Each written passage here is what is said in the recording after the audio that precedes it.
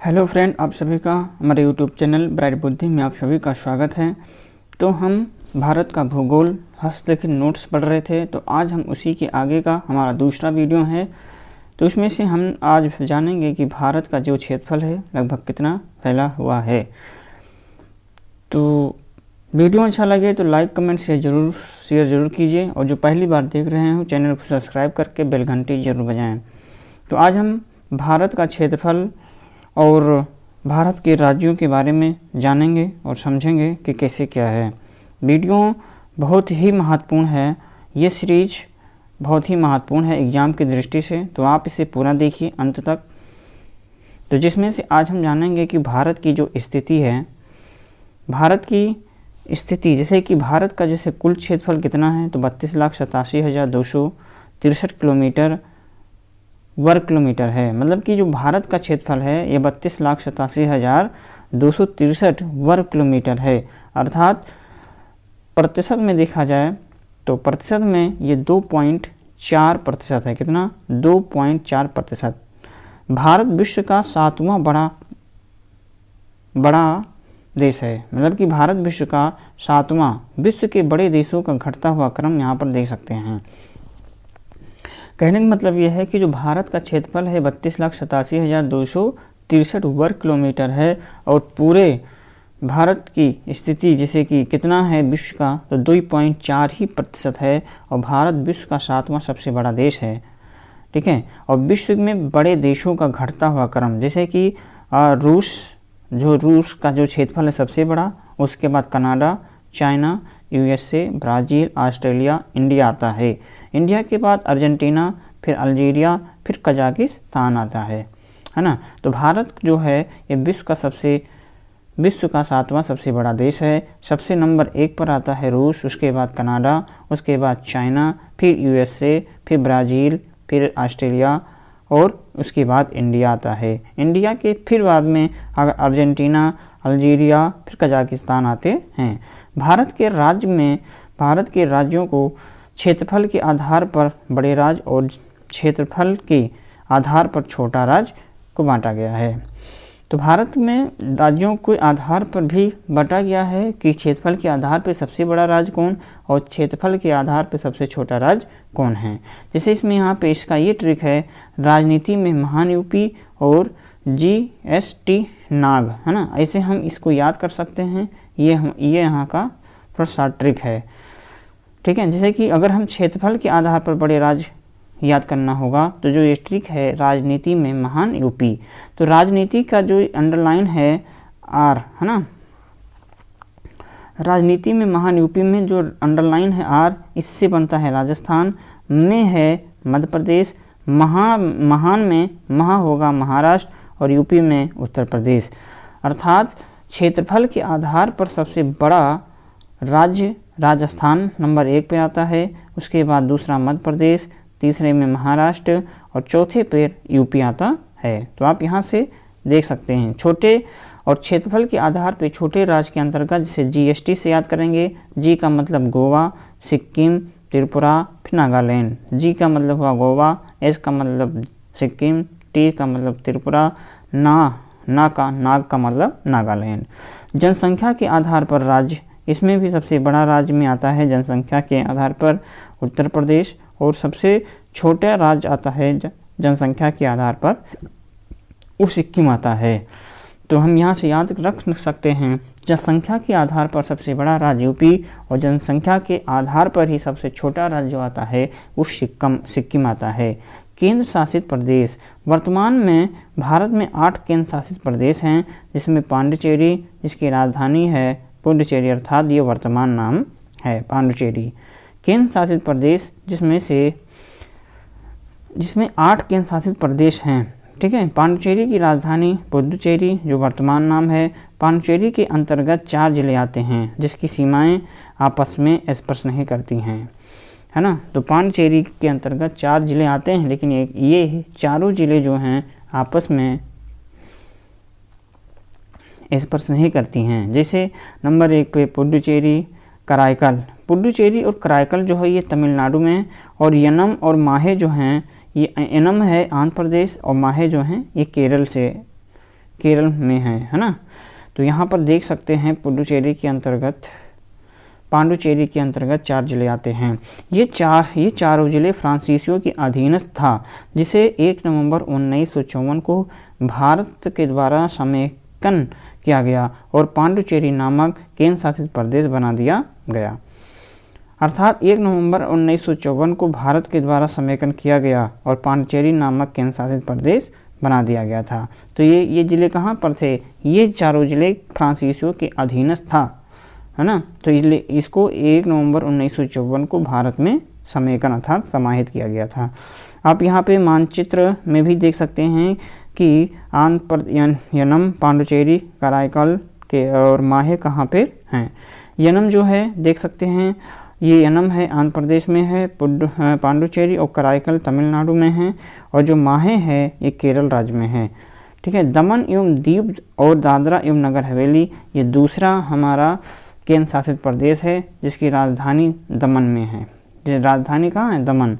ये 26 नवंबर 2020 को इनमें आपस में मिल करके एक केंद्र शासित प्रदेश बना दिया गया था। मतलब कि दमन एवं दीव और दादरा एवं नगर हवेली जो हैं, ये इसकी जो राजधानी है दमन और दीव की, ये दमन में है, लेकिन 26 जनवरी 2000 को इनको आपस में मिला करके एक केंद्र शासित प्रदेश बना दिया गया। आप इसमें देख सकते हैं कि दमन और दीव कहाँ, दीव यहाँ है, दमन यहाँ पे मानचित्र में गुजरात के। तो दादरा एवं नगर हवेली भी यहीं के आसपास है। तो क्षेत्रफल के आधार पे सबसे बड़ा लद्दाख है और कराईकल लेह ग्रीष्मकालीन राजधानी थी, है ना। तो मानचित्र में आप देख सकते हैं कि कौन कहाँ पे है। अंडमान एवं निकोबार द्वीप समूह, जिसकी राजधानी पोर्ट ब्लेयर है, और लक्षद्वीप राजधानी करावती, है ना। और जनसंख्या एवं क्षेत्रफल में सबसे छोटा केंद्र शासित प्रदेश जो है ये लक्षद्वीप है। श्रीनगर ग्रीष्मकालीन राजधानी, और जम्मू जो है ये शीतकालीन राजधानी है जम्मू कश्मीर की। भारत में जिले, तो भारत में वर्तमान में 747 जिले हैं। सबसे बड़े जिले जैसे कलेजा बड़ा, ऐसे ये ट्रिक है याद कर सकते हैं। और सबसे छोटे जिले में आते हैं माहे जो है केरल में है, और जो थाने है ये सर्वाधिक जनसंख्या वाला जिला है। थाने जो है सर्वाधिक जनसंख्या वाला जिला जो महाराष्ट्र में है। सबसे बड़े जिले जैसे कलेजा का से होगा कच्छ जिला जो गुजरात में है, लेह मतलब लेह लद्दाख में है, जा माने जैसलमेर जो राजस्थान, और बड़ामिस बाड़मेर जो भी राजस्थान में है।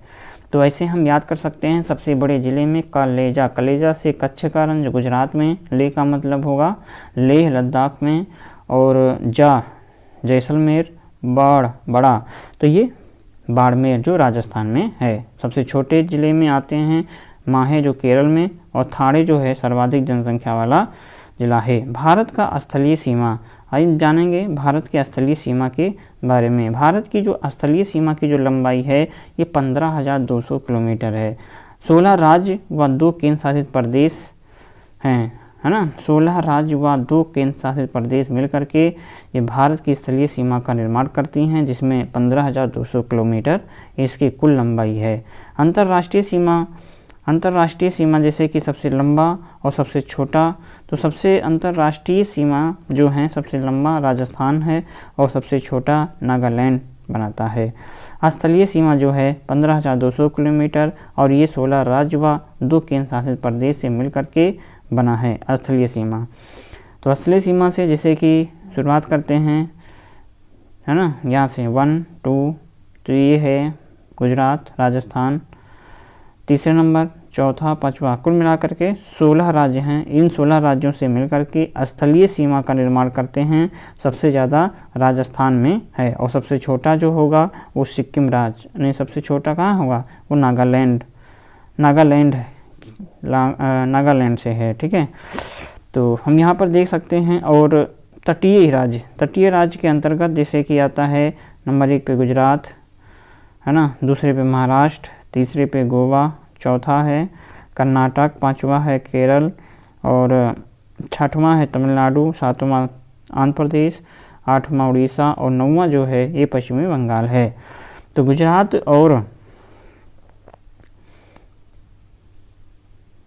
गुजरात, हाँ, गुजरात और महाराष्ट्र के बीच का हम इसे काठियावाड़ तट कहते हैं। गुजरात और किसके बीच का, ये महाराष्ट्र के बीच का जो भाग होगा हम इसे काठियावाड़ कहते हैं। फिर यहाँ से महाराष्ट्र से गोवा के बीच के जो होगा इसे हम कोंकण तट, और गोवा से महाराष्ट्र से गोवा के बीच, ठीक है, और गोवा और कर्नाटक के बीच के कन्नड़ तट कहा जाएगा, और कर्नाटक और केरल के जो बीच का होगा इसे हम मालाबार तट कहते हैं।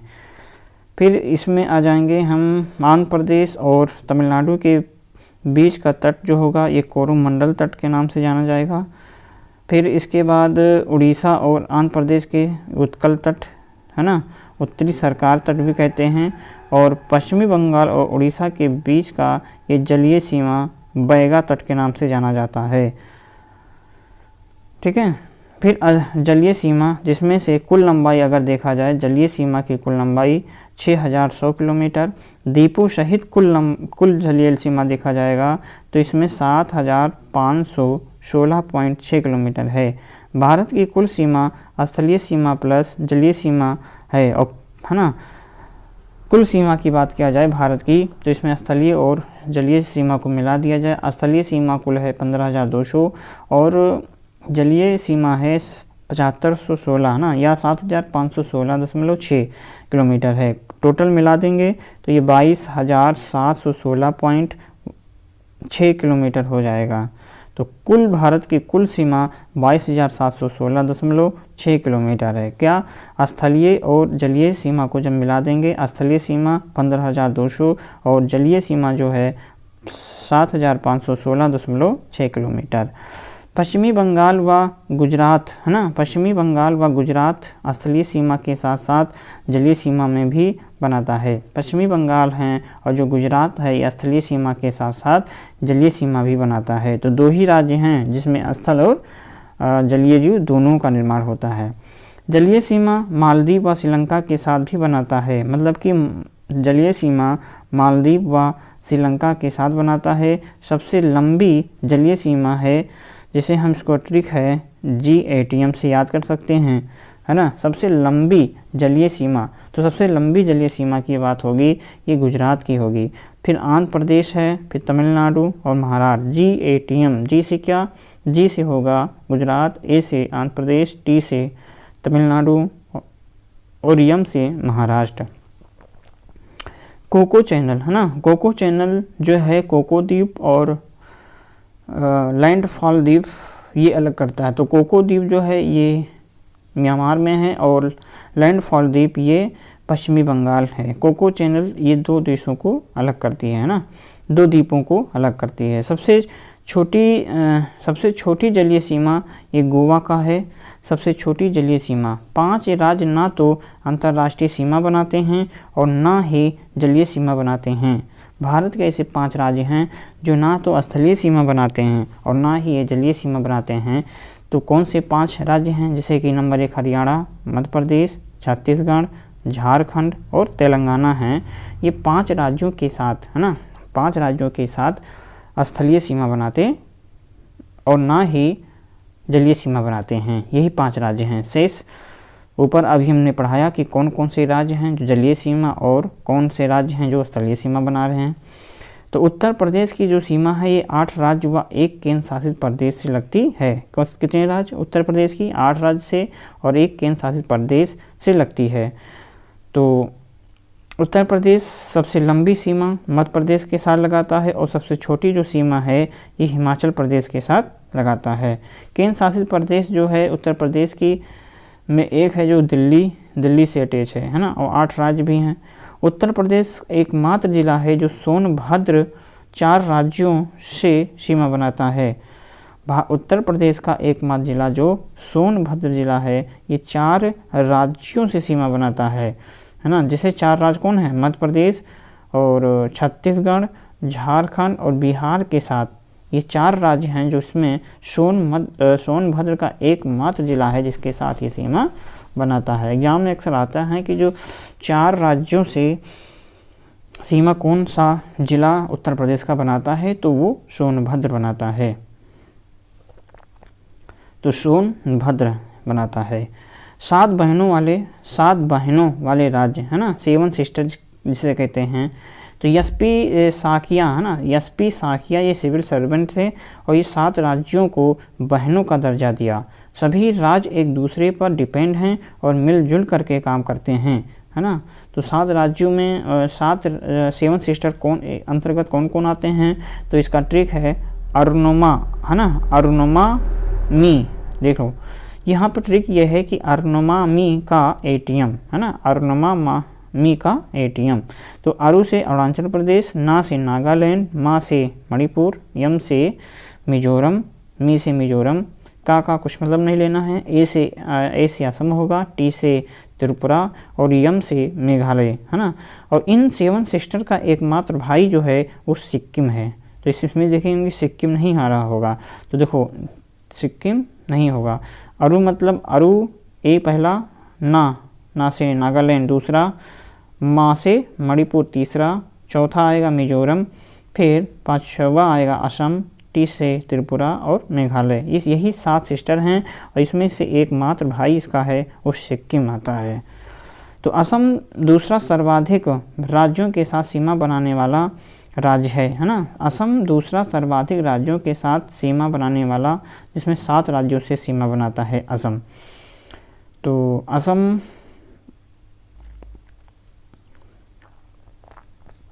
असम बांग्लादेश के साथ 2 तरफ से सीमा बनाता है। असम जो है बांग्लादेश के साथ 2 राज्यों से दो तरफ से सीमा बनाता है। सिक्किम से मात्र पश्चिमी बंगाल ही सीमा बनाता है। सिक्किम से मात्र पश्चिमी बंगाल ही सीमा बनाता है। अंतर्राष्ट्रीय सीमा, आइए जानते हैं हम अंतर्राष्ट्रीय सीमा। भारत जो है 7 देशों के साथ अंतर्राष्ट्रीय सीमा बनाता है और 2 देश के साथ जलीय सीमा बनाते हैं। भारत 7 देश के साथ अंतर्राष्ट्रीय सीमा बनाते हैं और 2 देशों के साथ जलीय सीमा बनाता है। तो जैसे बांग्लादेश है ना, 7 राज्य कौन से हैं जिसके साथ भारत 7 देशों के साथ अंतर्राष्ट्रीय सीमा बनाता है। तो 7 जैसे कि बचपन है ना, बचपन कैसे याद करेंगे, बचपन में MBA है ना, तो बचपन में MBA। बी से बांग्लादेश, सी से चाइना, पी से पाकिस्तान, नेपाल, म्यांमार, बी से भूटान और ऐसे अफगानिस्तान। सबसे ज़्यादा ये बांग्लादेश से 40-96 किलोमीटर, चाइना के साथ 3000 या 3488 किलोमीटर, पाकिस्तान से 3323 किलोमीटर, नेपाल से 1751 किलोमीटर, म्यांमार से 1643 किलोमीटर, भूटान से 699 किलोमीटर और सबसे कम 106 किलोमीटर जो है, ये सबसे कम लंबी सीमा है वो अफ़गानिस्तान से है। और सबसे ज़्यादा जो है सबसे अधिक लंबी बांग्लादेश है जो 4096 है और सबसे कम किसके साथ, ये अफ़गानिस्तान के साथ सीमा बनाता है। भारत पाक सीमा जो विवाद है, आइए भारत पाक सीमा को क्या कहते हैं, तो जो इसकी सीमा रेखा है इसको हम रेड क्लिफ रेखा कहते हैं। रेड क्लिफ रेखा कहते हैं। सीमा रेखा निर्धारण हुआ था 14 से 15 अगस्त 1947 को सर साइरल रेडक्लिफ के द्वारा। रेडक्लिफ रेखा पर स्थित राज्य हैं गुजरात, राजस्थान, पंजाब, जम्मू एंड कश्मीर और लद्दाख। जम्मू कश्मीर और लद्दाख जो हैं ये यूटी हैं, अर्थात केंद्र शासित प्रदेश हैं।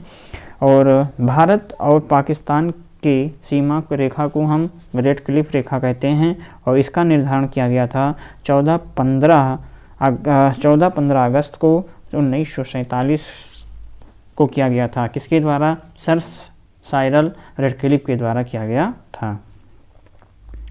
भारत पाक विवाद क्या है, तो पीओके विवाद है ना। इसके अंतर्गत क्या है, पीओके का विवाद है जिसमें सबसे प्राचीन विवाद है।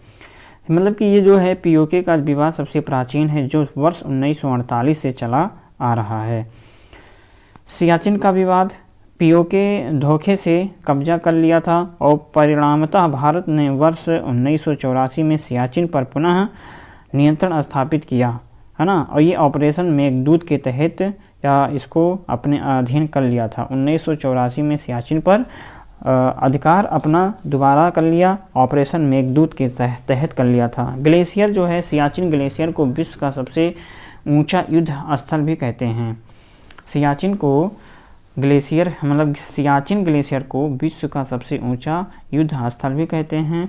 आप इसमें मानचित्र में देख सकते हैं कि सियाचिन ग्लेशियर कहाँ पर है। तो सियाचिन ग्लेशियर देखा जाए तो इसका यहाँ पर, और पाक अधिकृत कश्मीर सबसे ऊपर भाग है। लद्दाख कहाँ पर है, जम्मू कश्मीर देख सकते हैं, पंजाब है।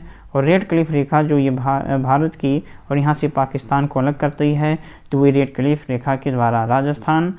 और सनक्रीक दरारनुमा समुद्री क्षेत्र यहाँ पर गुजरात है। फिर 24 समानांतर रेखाएं भी हैं। सियाचिन ग्लेशियर भी आप मानचित्र में देख सकते हैं। तो अभी हम यहाँ पे पढ़े सियाचिन विवाद, है ना, सियाचिन विवाद को समझे। सियाचिन विवाद जो पीओके ने धोखे से कब्जा कर लिया था, लेकिन भारत ने वर्ष 1984 में सियाचिन पर पुनः कब्जा कर लिया मेघदूत ऑपरेशन के द्वारा। और सियाचिन ग्लेशियर को विश्व का सबसे ऊंचा युद्ध स्थल कहते हैं। और सर क्रीक विवाद है जो गुजरात तथा पाकिस्तान के मध्य 24वीं समांतर रेखा खींच करके विवाद समाप्त कर दिया गया था। सर क्रीक विवाद जो है गुजरात तथा पाकिस्तान के मध्य 24वीं समानांतर रेखा खींच करके ये विवाद को समाप्त कर दिया गया था। ये रेखा खींच करके सनक्रीक।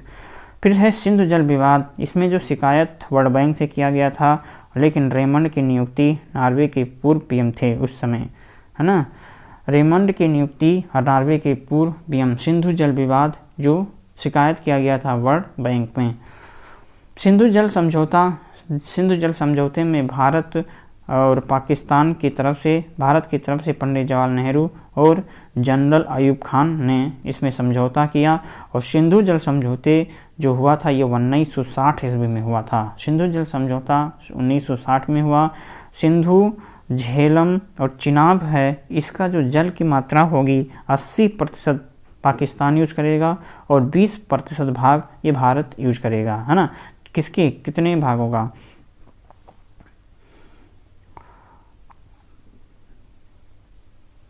तो सिंधु जल समझौता 1960 में सिंधु, झेलम और चिनाब इसके जल की जो मात्रा 80% है वो पाकिस्तान और 20% भारत, जिसमें से रावी, ब्यास, सतलज है, इसमें जल की 80% भाग भारत और 20% भाग पाकिस्तान। तो इसमें यही समझौता किया गया था 1960 में कि नदियों के कितने प्रतिशत भाग पानी भारत और पाकिस्तान यूज करेगा। विवादित परियोजनाएं जो हैं, सिंधु परियोजना विवादित है, इसे नीमू बजागो परियोजना भी कहा जाता है।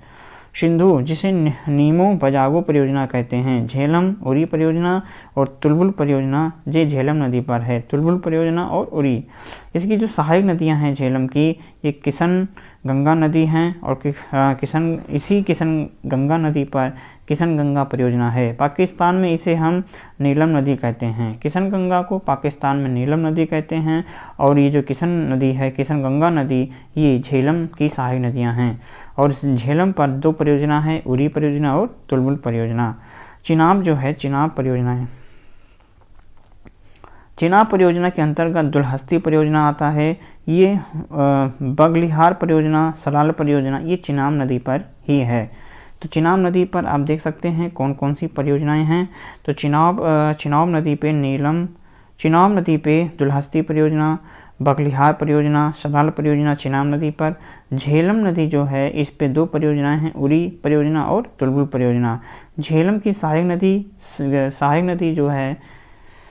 सहायक नदियाँ किशन गंगा नदी है और किशन गंगा नदी पर परियोजना बना है किशन गंगा परियोजना, जो पाकिस्तान में हम किशन गंगा नदी को नीलम नदी कहते हैं। सिंधु पर एक परियोजना है नीमू बजागो परियोजना, ठीक है। ये विवादित परियोजनाएं ही हैं। आप यहाँ पे देख सकते हैं कि सिंधु और जल समझौते में किया हुआ था, इसमें भारत की तरफ से पंडित जवाहरलाल नेहरू थे और पाकिस्तान की तरफ से जनरल अयूब खान, जिसके बाद जल समझौता हुआ था 1960 में।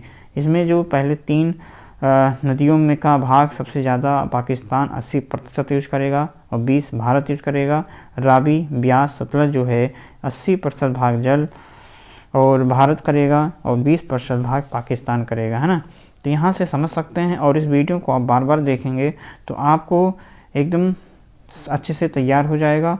और वीडियो अच्छा लगा तो लाइक कमेंट शेयर जरूर कीजिए अपने हित में दोस्तों के साथ, और जो पहली बार देख रहे हो चैनल को सब्सक्राइब करके बेल घंटी जरूर बजाएं। तो हम मिलेंगे एक नए अध्याय में अगले वीडियो में। तो आज के लिए बस इतना ही, और इस वीडियो को बार बार आप देखें, नोट्स को जितना बार बार पढ़ते हैं याद होता है। तो हमारे ख्याल से आपको इसको ज़रूर पढ़ना चाहिए, ज़रूर देखना चाहिए बार बार, तो आपको ये ज़रूर याद होगा। बहुत अच्छे से तैयार किया गया है, तो आप इसे देखते रहेंगे और ये तैयार ज़रूर होगा। तो चलिए मिलेंगे हम अगले दिन अगले वीडियो में, तब तक आप पढ़ते रहें, मस्त रहें। नमस्कार।